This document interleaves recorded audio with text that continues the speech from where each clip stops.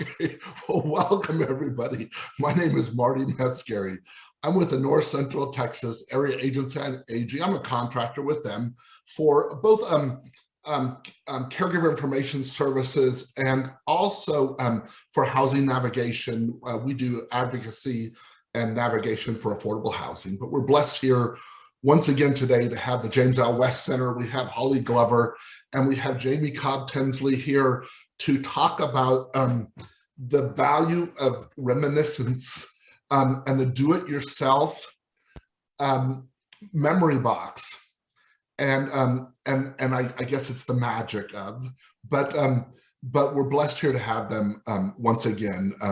We really, as always, love this partnership. We get so much incredible response from it. You guys are just incredible, so we're glad to have you. So as we get started, I'm going to let whoever wants to talk about the CEUs first on the next slide. I will talk about the CEUs. So we are happy to offer one free credit for nursing, social work, licensed counselors, and a certificate of attendance.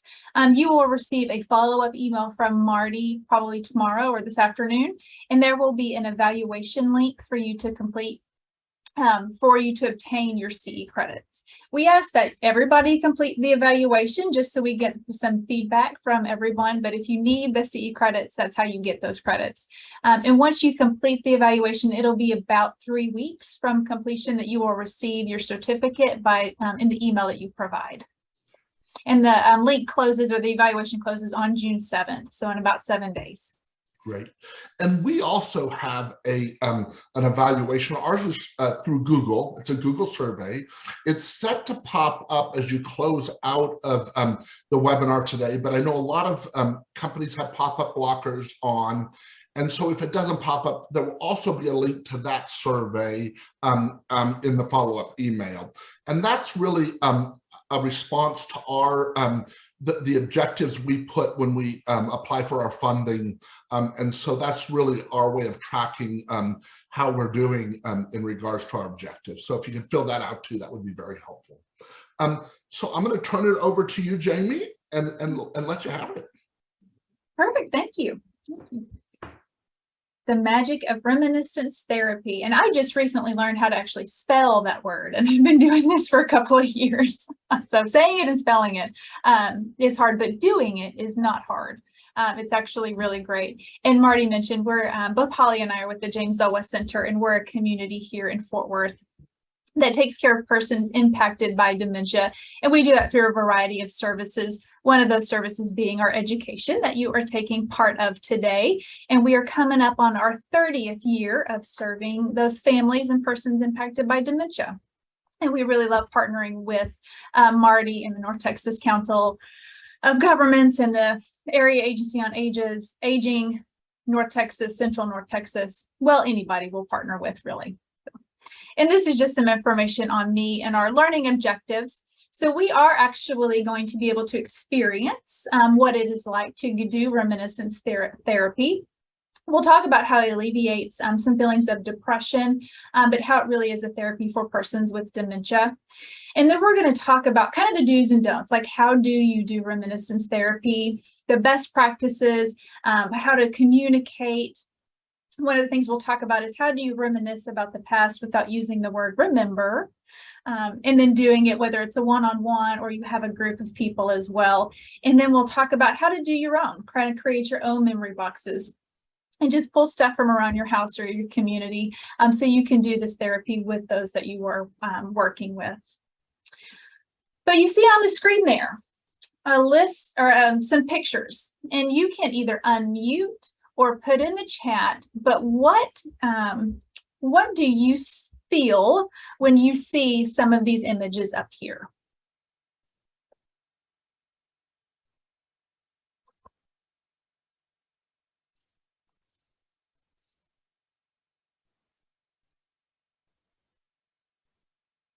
Time passing.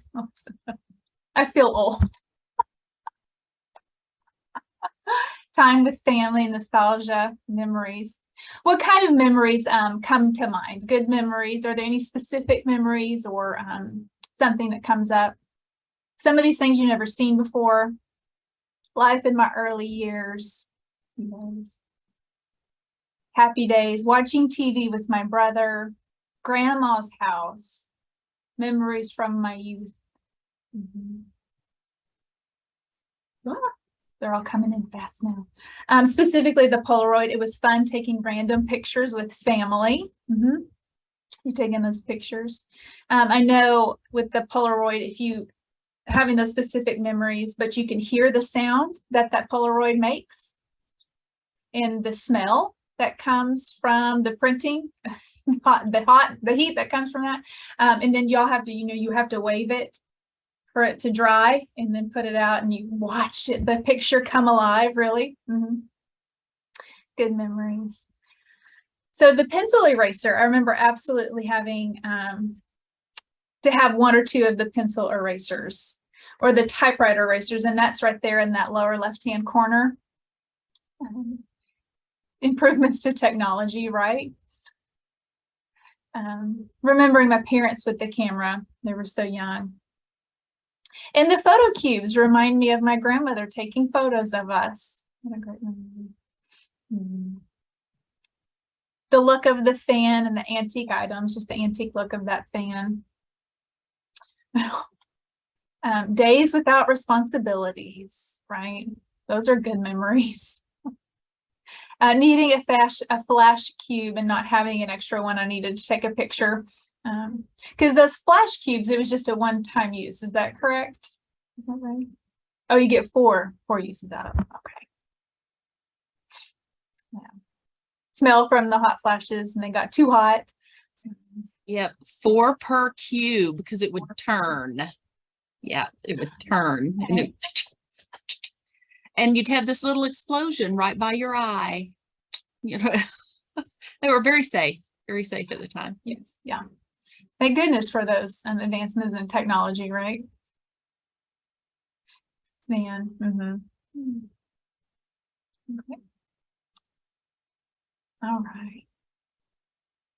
So what about these images? What memories come to mind for you, and any specific sensory memories?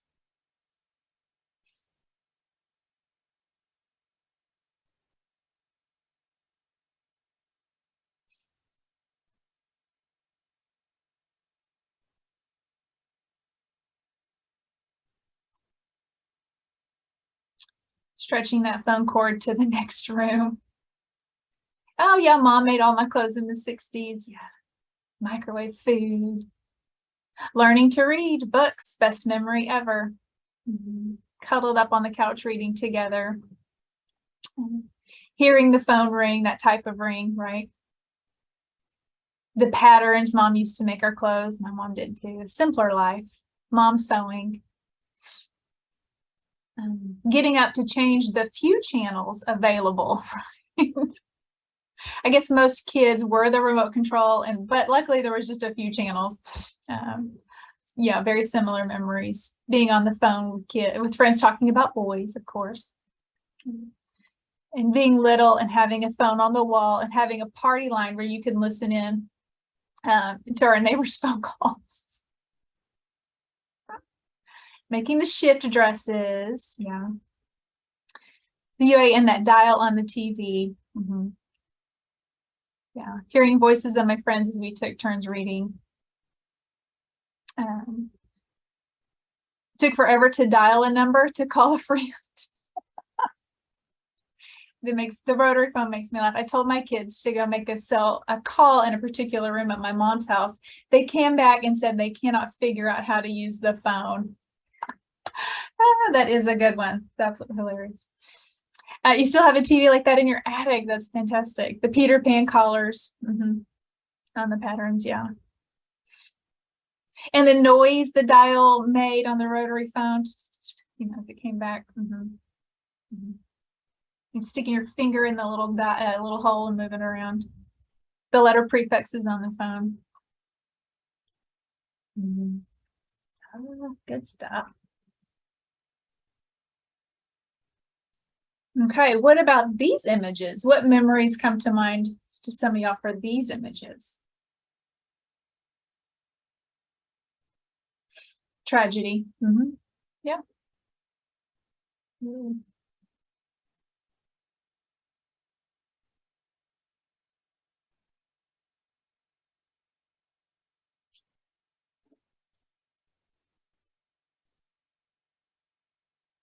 White lipstick, sweaty, stinky jelly shoes, but you had to have them.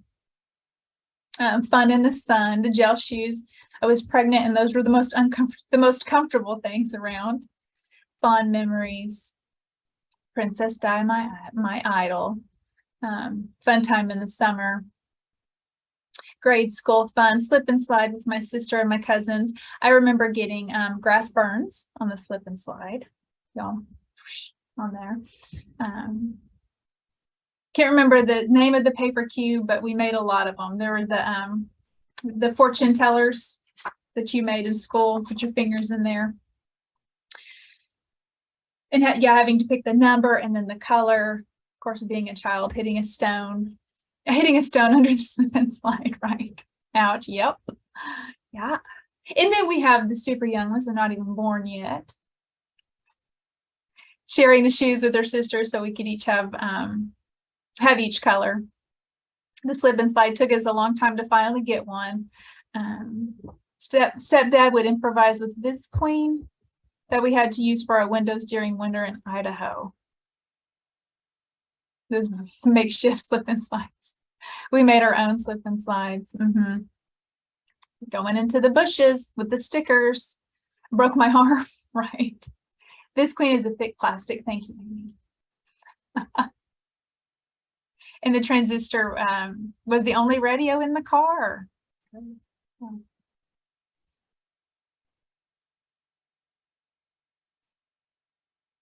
Okay, any memories come to you guys with these images? Yeah.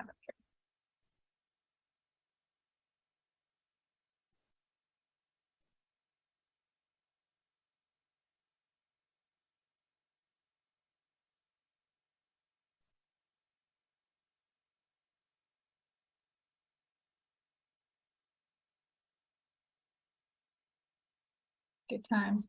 Rewinding was a chore. It sure was. Rewinding the Walkman was a chore. The great music on the cassette tapes and the Barbie cutout wardrobes, right? What did it say? How in the world did you get a picture of the car seat my daughter had? Definitely the paper dolls. Only one of my top three toys to play with. Even made floor plans of a house on a table with the doll to walk through it. I love that. Listening to the music on the boom box, but it was stolen. Yeah. A tape player. Still have one that belonged to my dad before he passed away. Grateful for two-sided tapes, so you didn't have to rewind. That's true. Spent hours playing with the dolls. That was my dream car. Right. It was my brother's dream car too.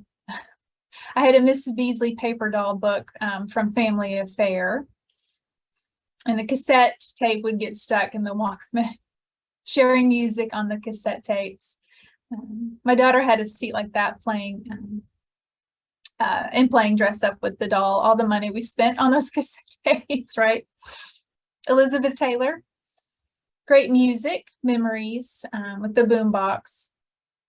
One of our dogs ate the tape. Oh, yeah.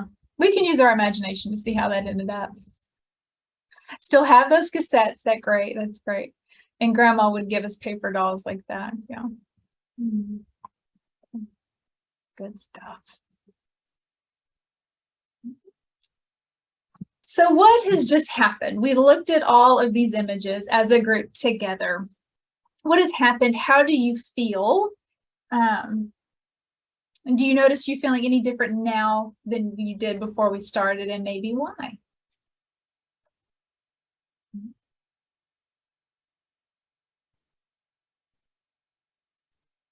Happy, feeling happy, good memories, smiling, a lot of happy memories, joy filled.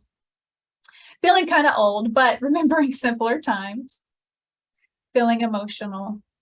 I feel old. Lighthearted. Blessed memories that make me happy. It was nice to relive the past memories, the interaction, remembering the better days, feel a bit old, things I hadn't thought about in ages, fun and great memories, remembering my siblings. Yeah.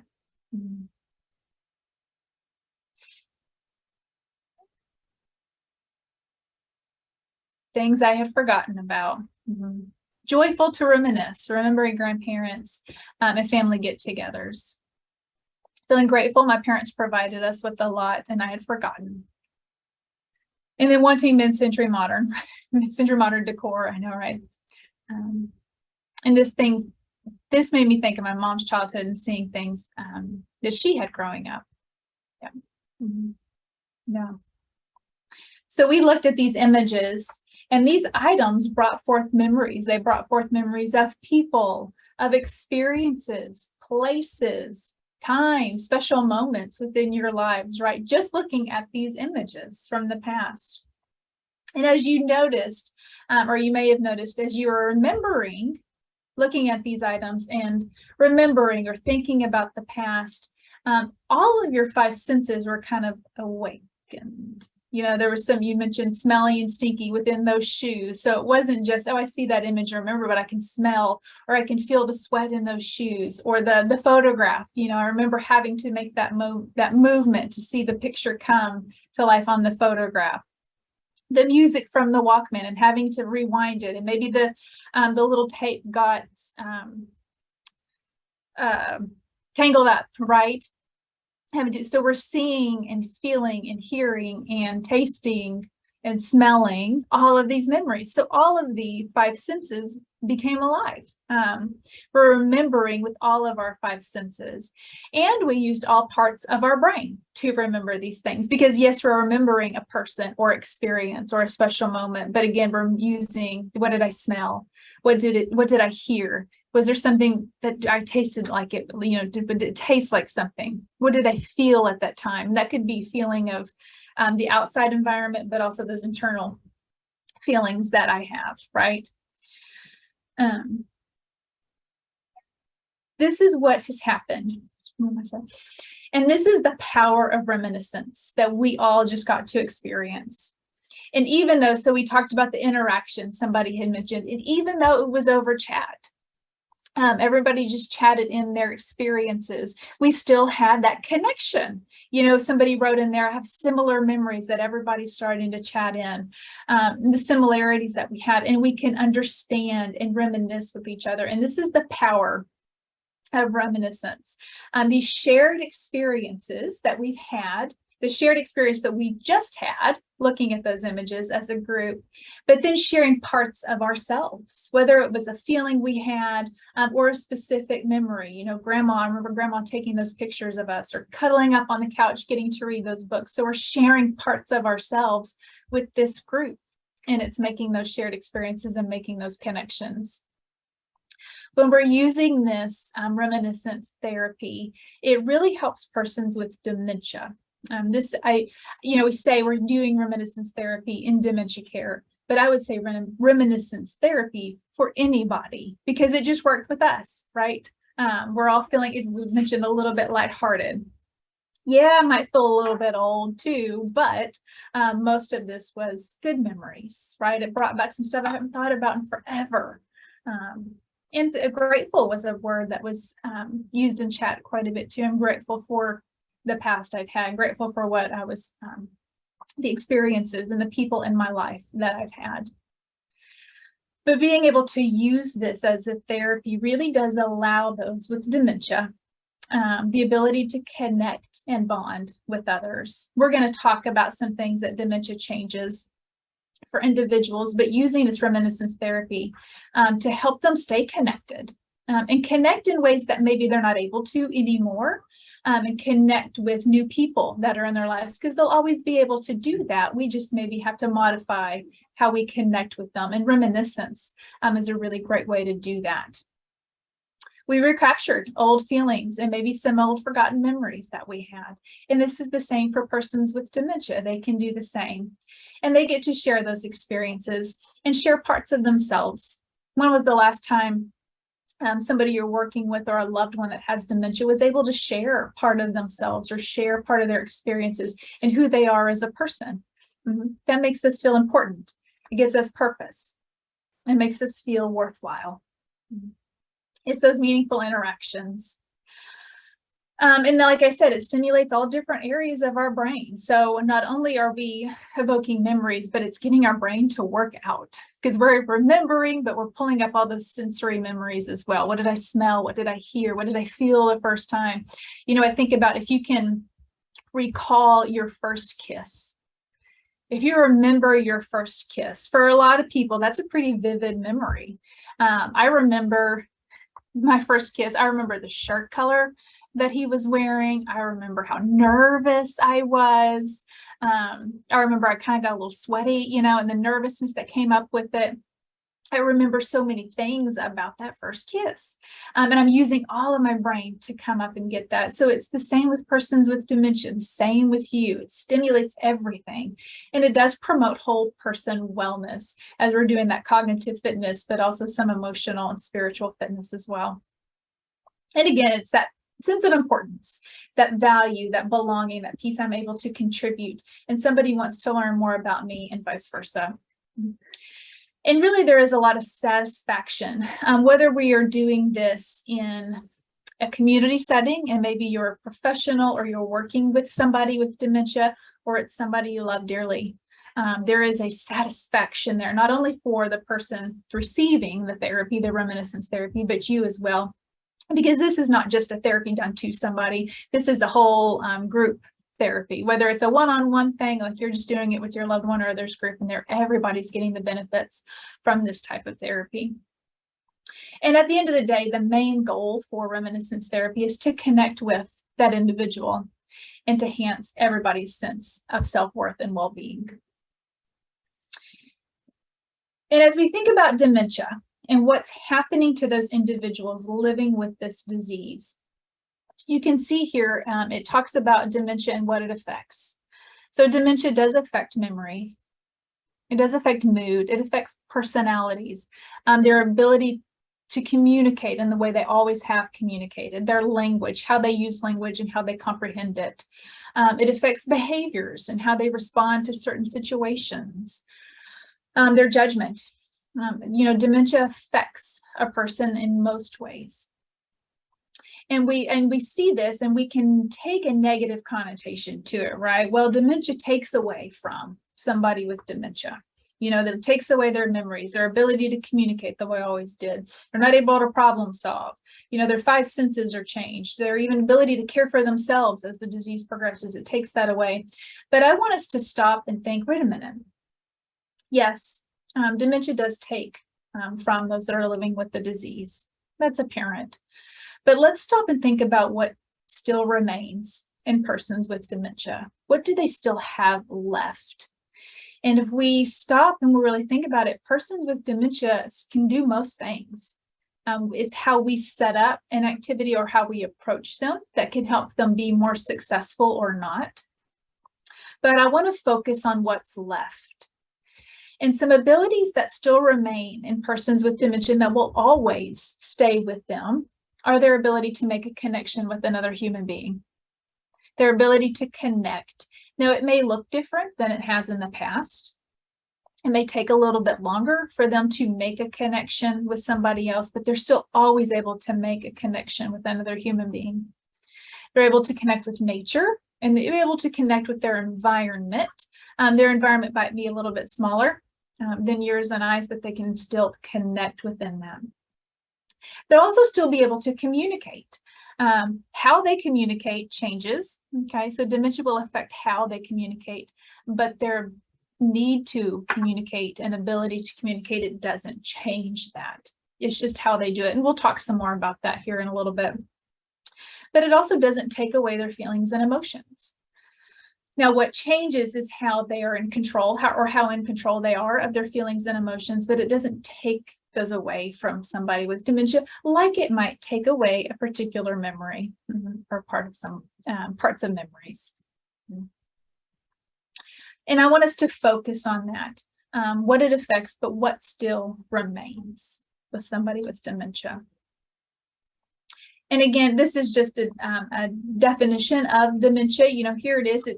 There's problems indicating two problems.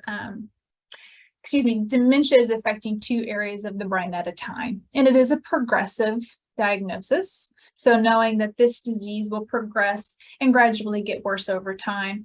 But even in the early stages, when they still have a lot of abilities and things are changing as disease progresses, even into the later stages, the use of this reminiscence therapy is so beneficial across the stages of this disease because it focuses on what they still have left and ability to interact with their environment.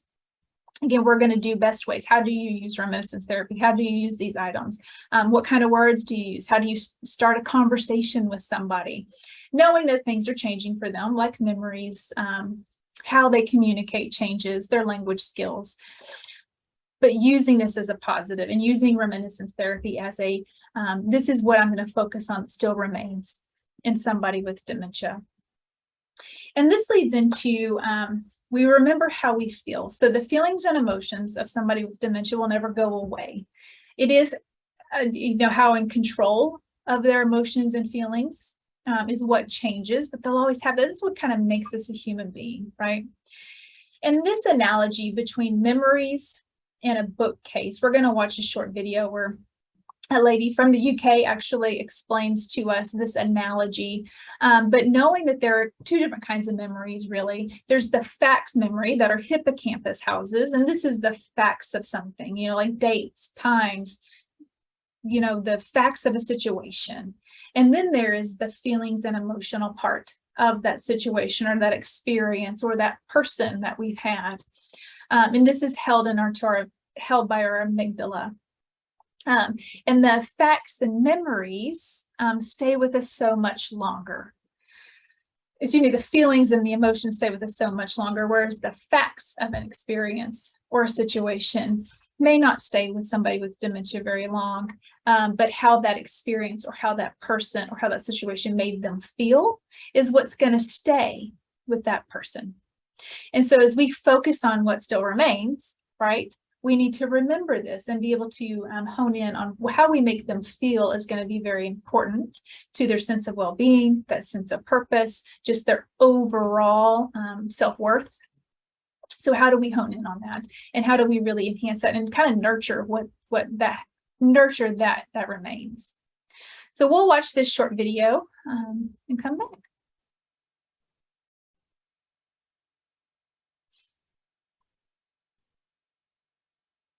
Hi, I'd like to explain dementia to you in the way that it was explained to me. I'd like to picture that I'm an 80-year-old woman standing here, and that beside me there is a bookcase that's as tall as I am and is filled with books. Now each of those books represents a fact or a date or a number or a memory that I've gained in the last 80 years of my life. So right at the top, my most recent memory, so what I had for breakfast, getting dressed this morning.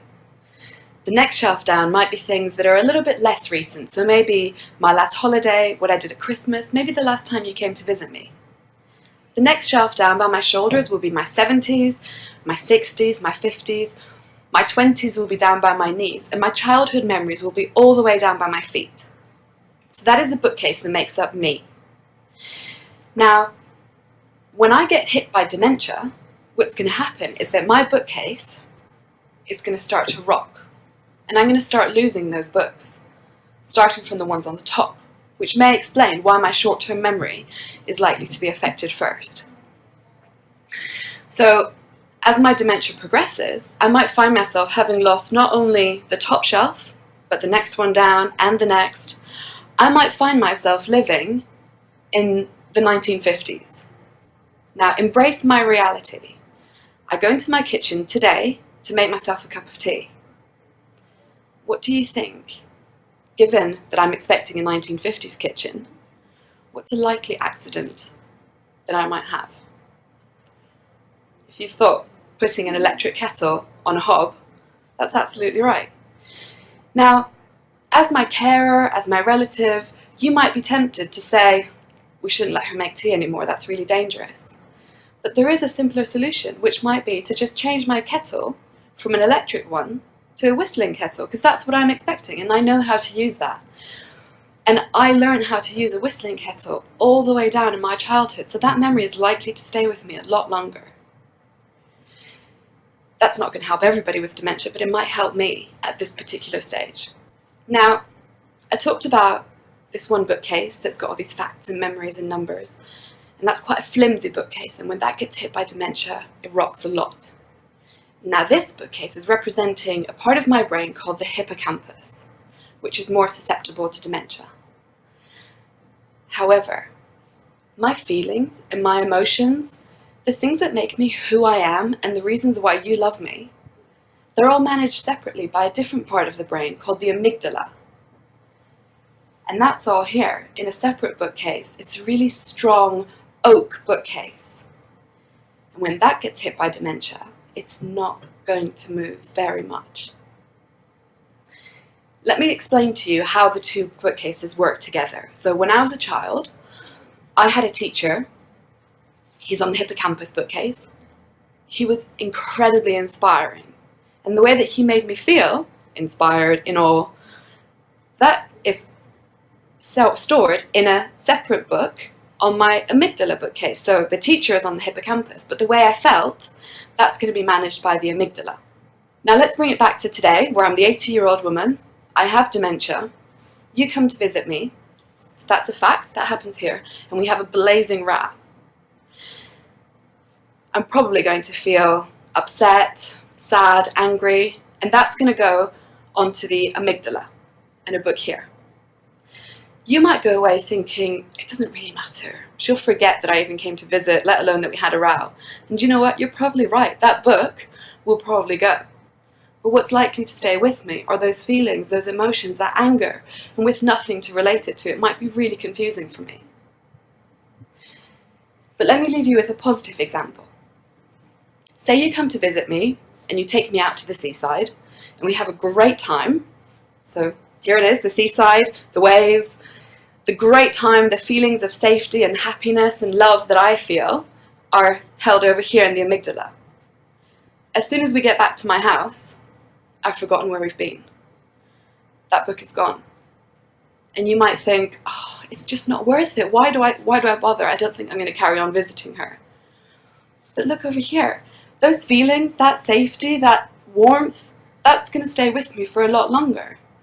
So I would like to encourage you to continue to visit and to care for the people that you know, relatives, friends who have dementia, and to remember that there is more to the person than the dementia.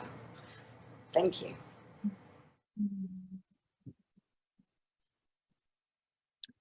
Well, I hope you all find that helpful as we continue to talk about reminiscence therapy and just the opportunity for us to really invoke their emotions and their feelings and leave them with a positive, a happy self-worth,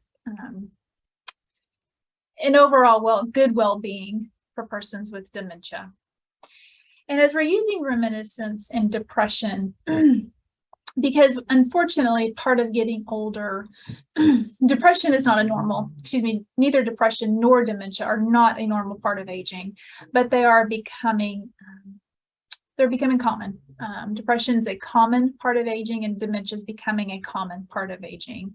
So when we think about depressive symptoms or depressive mood, whether you have dementia or not, these are very common health problems in older adults, and they're, it can come across described as dismay, there's discomfort, pessimism, they're insensitive to others, insensitive to others' feelings, how they make other people feel, right? They're just a negative responses to maybe their internal environments, but their external environments as well. They can have reduced mental energy, low spirits, sadness can come across. And all of these feelings really disturb daily life. They really do. So if we can use reminiscence therapy to offset some of this depression, even for a period of time, why wouldn't we? Whether you have depression and dementia, or just depression or just dementia, right?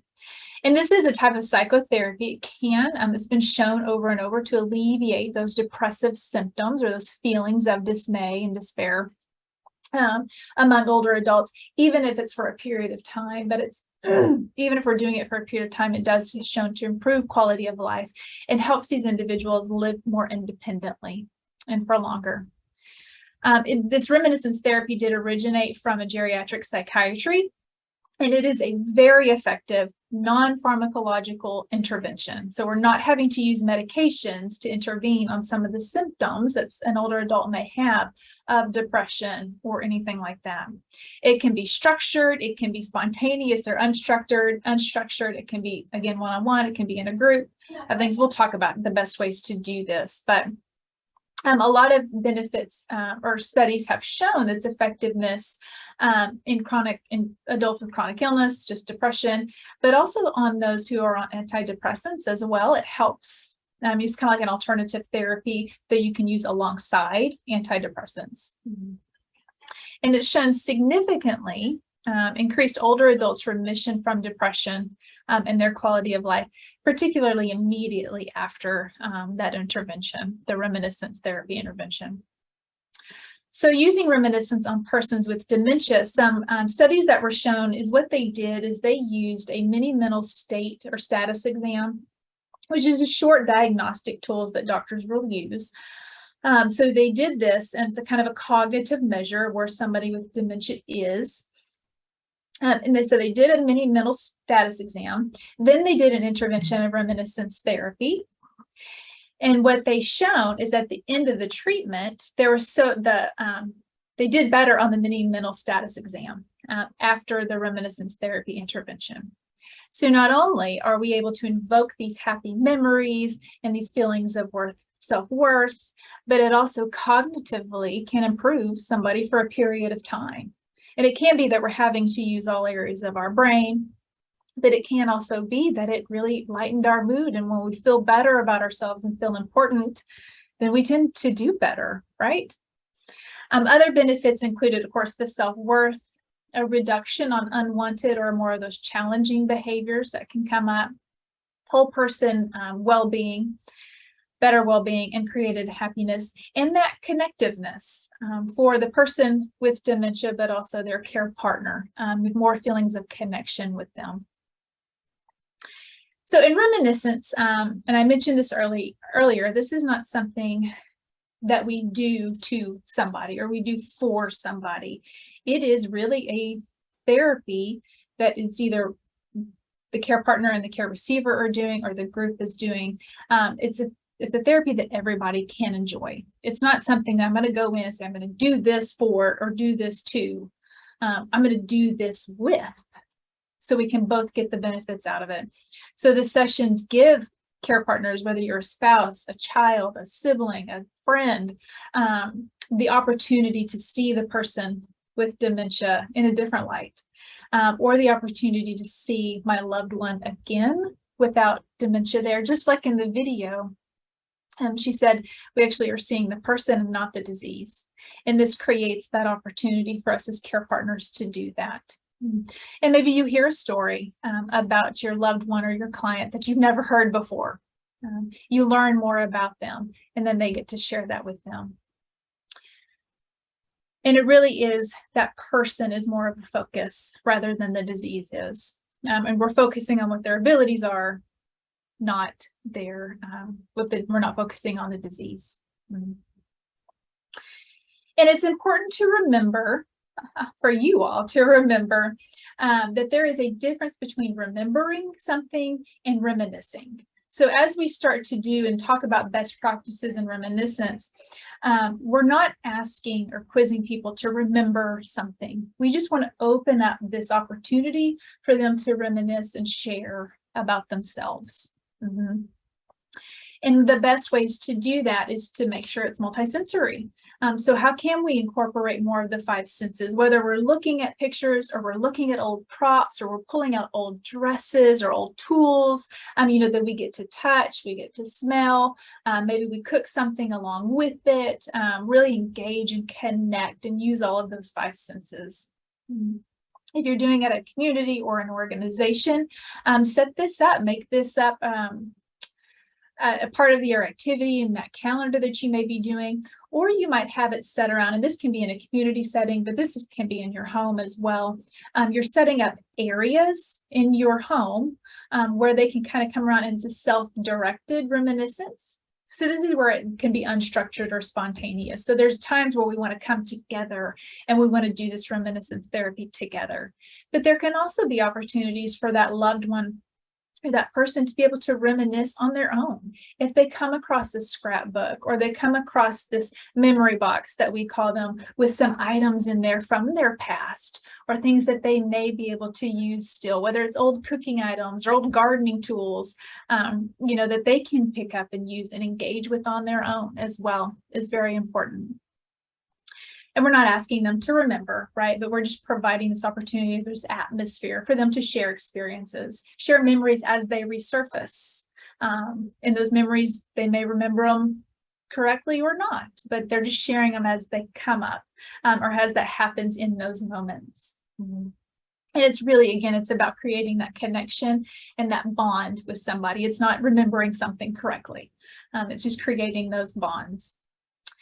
Using photographs, props, songs, somebody mentioned music in the chat, themed boxes, things that will promote positive feelings and will promote some conversations and promote experiences or discussion of past experiences. And using their past, whether it's their past history, what did they do for a living, where did they travel to, what hobbies and interests did they have, using their story and their histories to bring up to help reminisce. It can be used as a proactive tool if for instance, it's late afternoon and your loved one's going to start to become more agitated or more restless. If I have this dedicated time with these dedicated items to hone their attention on and doing something positive with them, maybe some of that restlessness or agitation can dissipate, or the symptoms of that will be less. So it can be used as a proactive tool. If we are going to do this as a scheduled activity, we want to remove distractions. And you might want to think about the time of the day. How best are they able to interact with you? And knowing, of course, that this can change from day to day, but they might be doing better in the morning time as opposed to late afternoon, or vice versa. It might be better for them in the afternoon. And just knowing that we have to be flexible, because one day they might be really engaged for 5 minutes, and then the next day it might be 30 minutes that they really get into it. And I really want to reminisce. So it's just us being flexible and not having set expectations on how the activity or the therapy will go, but knowing I'm going in for this and I'm going there to connect. What's your goal for it? I want to go in there and connect and promote positive feelings.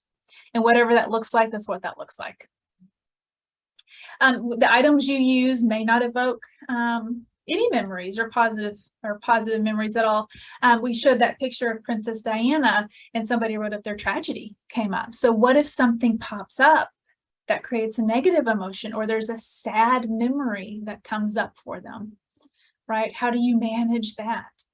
Well, you meet them where they're at. You go through that memory, you feel that feeling and that emotion, because it's very valid and it's very real. And our sad memories and more negative experiences make us who we are as well. It's not all just happy-go-lucky. Those more negative and sad ones make us who we are. So we want to experience those. We want to provide the opportunity for them to share that as well. But then we move on to something else, right? We don't want to stay there. Again, the goal is connectiveness and positive emotions. But if I can validate whatever feelings come up, and then we'll move on to another item. Or maybe we pause and come back to this a little bit later and let's go get some ice cream or something. In doing an activity, so part of this is use that multisensory. If you can do an activity with them that really engages a lot of the brain, and it might be if you're doing some cooking stuff, or you're watching a baseball game and we're reminiscing about baseball, and you've got the glove and the baseball bat. Maybe you've got some of those nuts there that you have to unshell. Maybe you're cooking some hot dogs in the back, so you get the smell of the hot dogs and that whole sensory experience as well. And maybe they're helping cook those hot dogs. It's out on the grill and we're doing this activity. Maybe we play catch.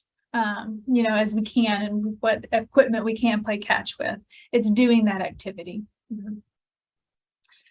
So we don't want to quiz or question them, or again, try to force them to remember a certain event or a certain person, or at least not quiz them or force them to remember them the way we want them to. This is their experience and what they're trying to share from that in that moment, each moment and moment. And it's okay if they don't tell that story correctly, or if they, that travel family trip that y'all went on, they're not telling it the right way, or they're getting it confused. That's okay. It doesn't have to be correct. This is about the sharing of experiences and that connection that you are making with them in that moment, knowing that they are doing the best they can. And just again, it's going with the flow. If there's a sad feeling that's expressed, acknowledge it. If they want to talk about it, talk about it. But then knowing when it's an appropriate time to move on to the next item, or we come back to this at a later time. And we want to allow time for them to process. We want to listen and be mindful of them, because we are there with the person. We're not there with the disease. Using objects is ideal, because if we can get that tangible stuff that they can feel objects or smell something or taste it, is great. If you have just photos, we had a great experience and y'all were just looking at images on a screen, right? So it's making sure that their pictures, there may not be, if they're precious pictures, you might want to make copies of those pictures, make them bigger for them so that they can actually hold them on sturdy paper so they don't get ripped or torn. So just keeping those precious pictures safe and secure. They really enjoy each other and have fun. Laugh, go with the flow. And I encourage you as a care partner to reflect on the connection you made afterwards. Whether it was a spontaneous reminiscence or was a structured activity you did, to sit back and you reflect on, hey, that was a really good connection. That was an interesting story Dad shared with me. So you can really benefit from the therapy as well. So how to do reminiscence without using the word remember? So instead of saying, well, you remember this, don't you? Well, remember, look at this. Don't you remember this? You remember who this is. Can't you see who this is in this picture? You can tell me who that is. We're not trying to quiz them again or getting them to remember, but you just ask those open-ended questions. Hey, look at this. Have you seen one of these before? Well, this is interesting. Can you tell me more about this? You're handing them a tool or something. Can you show me how this works? Did you ever use one of these in your line of work? What do you think this is used for? It's opening those questions up. Maybe share some of your experiences. I used to play with these all the time. Did you ever play with this? It might be a particular toy or a particular game or a particular tool. We use this tool all the time. Have you ever used one of these tools? Again, smell this. This reminds me of gardening in the summer. What does it remind you of? What do you think? Honeysuckle. I smell of honeysuckle. It reminds me of my backyard growing up as a kid. You smelled this. What do you think? What are your, just asking them those questions and you starting that conversation with them. And it's knowing that the nonverbal communication is the most important, right? As somebody with dementia may not have the words that they've always had, or they may not be comprehending the words that we're using, they can still communicate with us. It's just how they're communicating that's changing. So this nonverbal communication is the key. So for us, it's more about listening than it is talking. And when I say listening, we're listening to what they have to say, but we're also listening to what their body's saying, how they're interacting with an object or a picture or with the activity, how they're interacting with somebody else, how they're interacting with their environment. So we're sitting back and we're listening and we're watching and allowing them to be involved in that therapy and interact the best way they can. They'll still be able to use props. They can use pictures. They can use touch. They'll always be able to sense all those stuff and communicate through touch and understand communication through touch and through using props and the reminiscence. Because it's the how we communicate is more important than the what. If we're communicating, this is happy, this is great, these memories are wonderful, more than the what. You don't have to remember something that they need or we expect them to remember. And this is the same, using gestures are more important. If we want to do an activity with them, for instance, do it alongside them.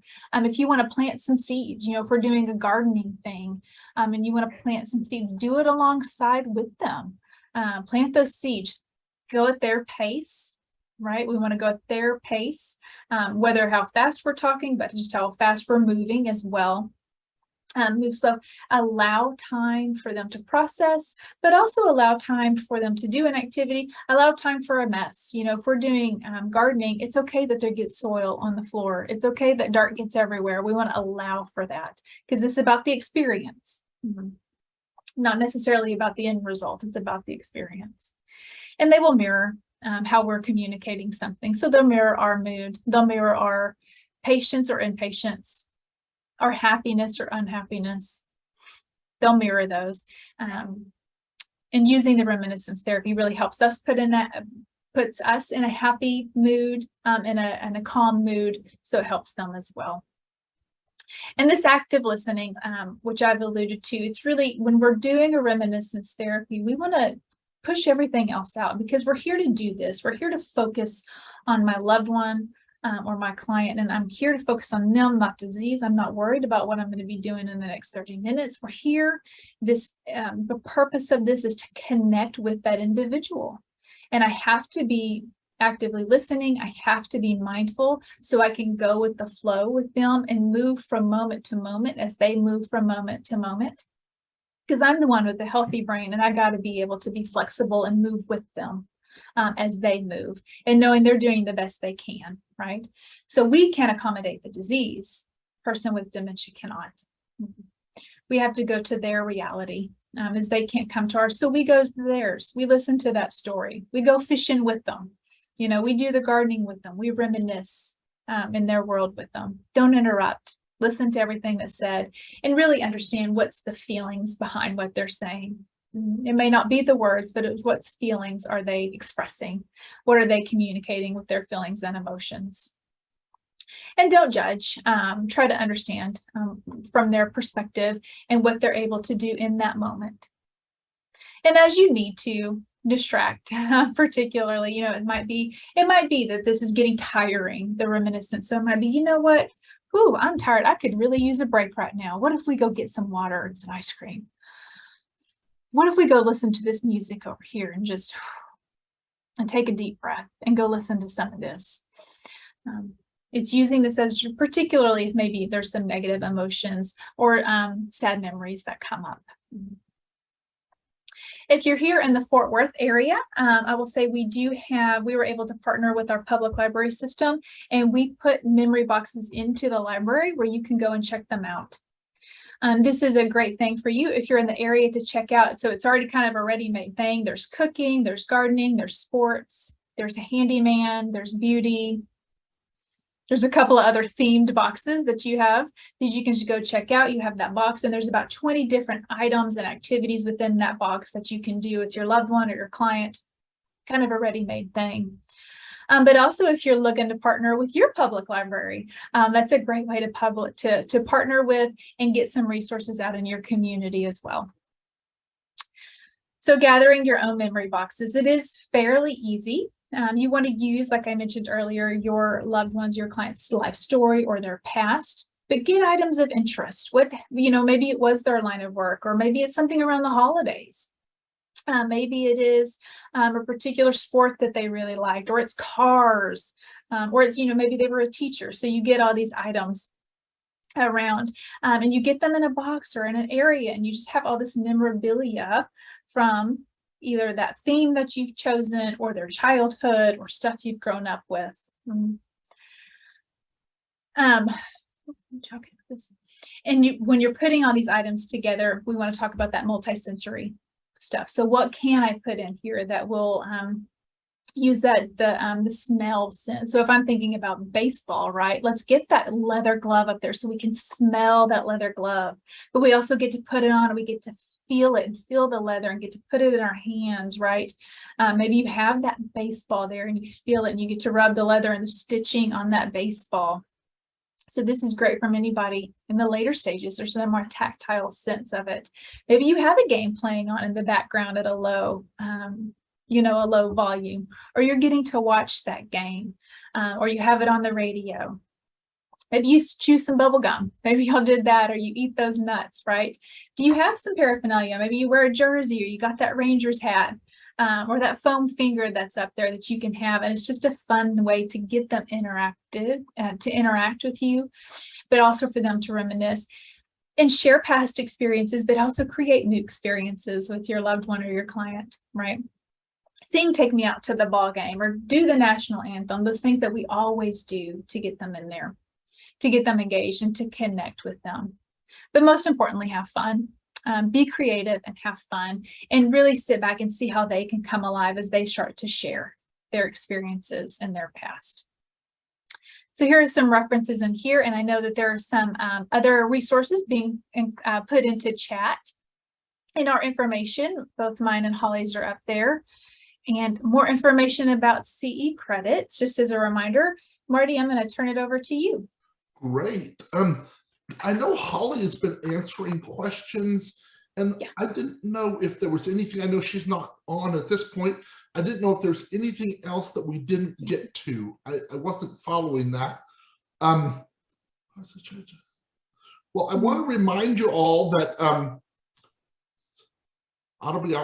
autobiography, there's some comments in the chat for you all, but since we're running at the end of the time, I want to remind you all about what you need to do for the CEUs. Please make sure that you look out for my follow-up email. There'll be two different surveys to complete, one for the James L. West Center, and theirs will be a Survey Monkey, and then we have one that's a Google survey. It should pop up as you log out today, and if it doesn't, that link will also be in the follow-up email. I want to get to the next one if we could, and talk about our next presentation, Understanding ALS, Lou Gehrig's disease, and multiple sclerosis, and how they affect the brain. We'll be doing that on June 14th, so we look forward to you all joining us for that. Also, just for those of you that attend a lot of our webinars, I am very behind on getting the recordings out because I've had a very difficult technical issue in processing the recordings. I did a lot of work on resolving that issue, hopefully over this last weekend, and hopefully we'll start to get caught up. But I will get all those second emails out to you with the links to the recordings of all the video of this webinar and the other webinars if you attended the other ones as well. Jamie, thank you so very much. It was, as always, just incredibly impressive. Great information. The way you guys present is just incredible. Your demeanor, your knowledge, it's just really, really impressive. Thank you all for joining us. We certainly appreciate you all here, and you all have a great day. If you have any other questions, you can send them to me or send them to Jamie or to Hollie. We'll be trying to get answers for you if we can, and look forward to the follow-up email. Thanks, y'all, and have a wonderful day. Thank y'all. Take care.